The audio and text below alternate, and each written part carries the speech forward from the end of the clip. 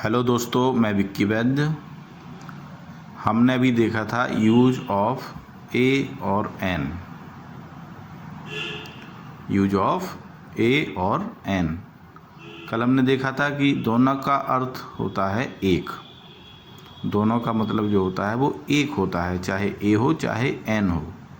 लेकिन अंतर क्या हमने पढ़ा था कि अगर एन लगाना है तो पहले हमें देखना है कि क्या वर्ड का पहला अक्षर स्वर है, और अगर वर्ड का पहला अक्षर व्यंजन है तो वहाँ हम ए का प्रयोग करते थे। लेकिन आज हम देखेंगे कि अगर उच्चारण के आधार पर भी आपका स्वर है तो वहाँ हम एन का प्रयोग करेंगे, और अगर उच्चारण के आधार पर व्यंजन है तो वहाँ ए का प्रयोग करेंगे।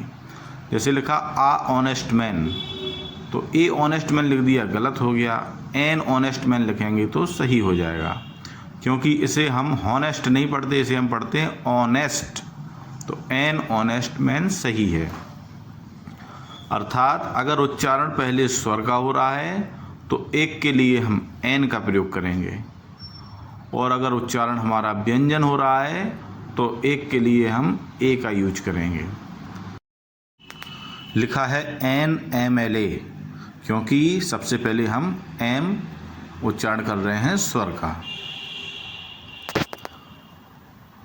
आ यूनिवर्सिटी, क्योंकि यूनिवर्सिटी का हम उच्चारण कर रहे हैं यू अर्थात व्यंजन का।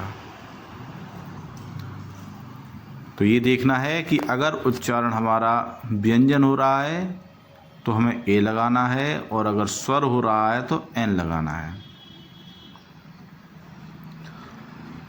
देखते हैं, पोयम साफ साफ है, ए लग जाएगा। लेकिन यूरोपियन, इस हमारा लिखा सबसे पहले ई है, लेकिन इसका उच्चारण हम कर रहे हैं व्यंजन यूरोप, यू, तो हमारा क्या आएगा इसमें ए। आइसक्रीम एन आएगा।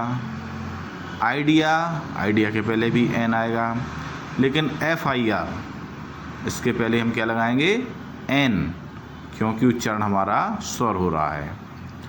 क्वीन, क्वीन के पहले ए लगाएंगे। वैसे ही यूनिवर्सिटी, यू लिखा है लेकिन उच्चारण व्यंजन हो रहा है तो ए।